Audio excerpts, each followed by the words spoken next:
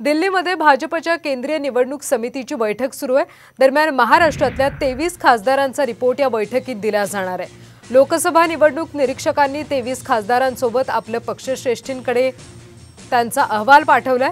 या बैठकीनंतर भाजप आगामी लोकसभा निवडणुकीसाठी उमेदवारांची पहिली यादी जाहीर करण्याची शक्यता आहे। भाजप 100हून अधिक उमेदवारांच्या नावाची यादी जाहीर करण्याची संभावना आहे।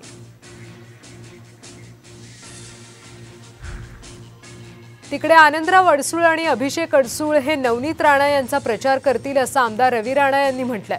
तसंच आगामी लोकसभा निवडणुकीसाठी अडसूळ हे नवनीत राणांसाठी मतं मागतील असा विश्वासही त्यांनी व्यक्त केला।